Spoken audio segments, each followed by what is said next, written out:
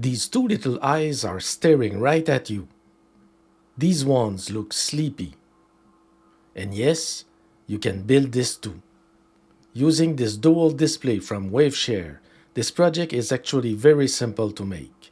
The wiring to an ESP32-S3 or classic ESP32 is straightforward, and the code is easy to configure. You can choose the eye design that best fits your project and pick the mood you want these eyes to express. In this video, I'll show you how easy it is to wire it up, load the code, and bring these animated eyes to life. If you enjoy ESP32 projects like this one, don't forget to like the video and subscribe to the channel. It really helps me make more content like this. So let's get started, my friend. Let's talk about the display module itself and see what's in the package. It's made by Waveshare, and honestly, it is a really nice fit for this kind of project. I have put the link to this board in the video description. You get two round IPS displays on the same board, which is exactly what you want when you are building animated eyes. Each display has a resolution of 160 by 160 pixels, supports 65,000 colors, and that gives you a nice clear result for this kind of expression-based animation. It uses the GC9D01 driver and an SPI interface, and it comes with an 11-pin cable that plugs in right here. That makes the wiring much simpler when connecting it to an ESP32-S3, and I'll show you exactly how to do that in a moment. The package also comes with two convex lenses, and later in the video we'll see what they look like on the displays. This project works with both the classic ESP32 and the ESP32-S3, and in just a moment I'll show you the wiring for both boards. I've added links to both of them in the video description. But if you ask me, the ESP32-S3 is the one I recommend. It's my favorite board for this kind of project, and this version comes with 16 MB of flash and 8 MB of PS RAM. So you have plenty of room to grow if you want to try more advanced ideas later on. And one more thing I really like, it uses a standard USB-C cable. That makes things simple, convenient, and a lot more enjoyable. Let's look at the wiring for the ESP32-S3 first before installing the code. After that I will show you the wiring for the classic ESP32. First, connect the 11-pin cable to the board, making sure it is oriented correctly so the red wire lines up with the VCC pin on the module. Here you see the VCC pin and the ground pin. And here are the labels for all the other pins. First, connect the VCC wire to the 3.3 volt pin of the ESP32-S3, and the best way to do it for quick prototyping is simply connect directly the jumper wire to the 3.3 volt pin of the ESP32. The ground wire goes to the ground pin on the ESP32, and again, simply connect the wire directly to the ground pin on the ESP32. Now that you know how to connect the wires, let's see how to connect the other wires. The DIN wire goes to pin 4. The clock wire, its color is purple, goes to pin 7. The chip select 1 wire, CS1, its color is blue, goes to pin 2. The chip select 2 wire, CS2, goes to pin 6.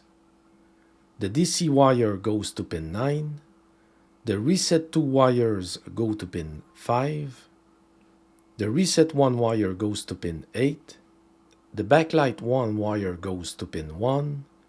And finally the backlight 2 wire goes to pin 3. Here how my final wiring look on my ESP32-S3. If you ever need to change the pin assignments, stay with me, I will show you later in the video. Here is the wiring of the classic ESP32. First, connect the 11-pin cable to the board, making sure it is oriented correctly so the red wire lines up with the VCC pin on the module. Here you see the VCC pin and the ground pin. And here are the labels for all the other pins. First, connect the VCC wire to the 3.3 volt pin of the ESP32, and the best way to do it for quick prototyping is simply connect directly the jumper wire to the 3.3 volt pin of the ESP32. The ground wire goes to the ground pin on the ESP32, and again, simply connect the wire directly to the ground pin on the ESP32. Now that you know how to connect the wires, let's see how to connect the other wires. The DIN wire goes to pin 23. The clock wire, its color is purple, goes to pin 18. The chip select 1 wire, CS1, its color is blue, goes to pin 21. The chip select 2 wire, CS2, goes to pin 22. The DC wire goes to pin 27. The reset 2 wire goes to pin 17. The reset 1 wire goes to pin 16. The backlight 1 wire goes to pin 32. And finally, the backlight 2 wire goes to pin 33. Here is how my final wiring look on my ESP32. And if you ever need to change the pin assignments, stay with me, I will show you later in the video. Now it's time to get the code and actually bring these eyes to life. Head over to my GitHub repository using the link in the video description. When you get there, click the code button, then select Download Zip. Once the zip file has finished downloading, go to your Downloads folder and extract it. Then rename the folder by removing the dash main part. That step matters because the folder name and the sketch name need to match. After that, open the project folder and double-click the sketch file to open it in the Arduino IDE. For this tutorial, I'm using the Arduino IDE version 2.3.8. Now it's time to compile and upload the code. First, open the board manager and search for ESP32. Make sure you are using version 3.3.8 from Espressif. That's the version I tested the code with. If you don't see the ESP32 boards from Espressif, go to File, then Preferences, and paste this URL into the Additional Board Manager URLs box. I have included that URL in the video description. Now make sure your board is connected to your computer using the correct USB cable. A USB-C cable for the ESP32-S3 or a micro USB cable for the classic ESP32, depending on which board you choose during the wiring steps. Click this menu and choose Select Other Board and Port. If you are using the ESP32-S3, search for ESP32-S3 Dev Module and select the port automatically detected by the Arduino IDE. And if you are using the classic ESP32, search for ESP32 Dev Module and select the port automatically detected by the Arduino IDE. You do not need to change anything else for the board. You can leave all the default settings in the Tools menu. Next, we need to install one library. Open the Library Manager, search for GFX Library for Arduino, and install version 1.6.5. That is the graphics library used for the GC9D01 display controller. Once that is done, all that's left is to click the Upload button. Just keep in mind that the project may take a few minutes to compile, so give it a little time. If you are using a classic ESP32, you may need to manually put the board into download mode when the Arduino IDE is ready to upload the code by pressing the boot button and then the reset button. Release the reset button while maintaining the boot button press. If you found this project helpful and you'd like to support the channel, you can buy me a coffee using the link in the description. It really helps me keep making free projects and tutorials like this one. Depending on the ESP32-S3 or classic ESP32 development board you are using, you may need to adjust the pin definitions if some of the default pins are not available on your board. You can make those changes right here in the code. This section is for the ESP32-S3, and this one is for the classic ESP32.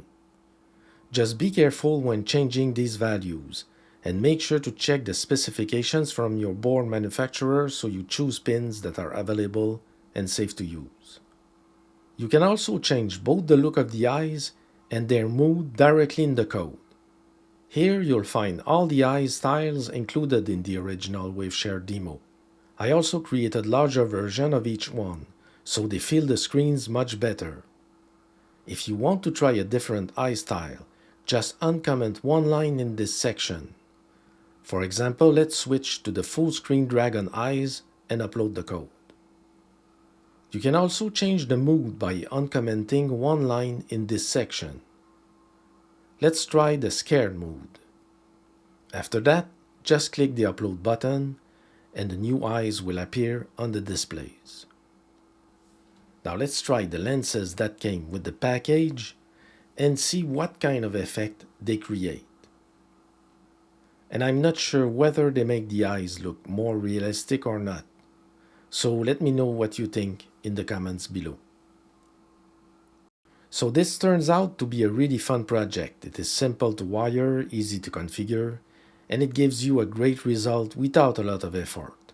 And that is something I always enjoy in a project like this. What I like most is how much personality these little displays can add. Just by changing the eye style or the mood, you can give your project a completely different feel. I hope this video gave you a good starting point. Thank you for watching, my friend, and I'll see you in the next one.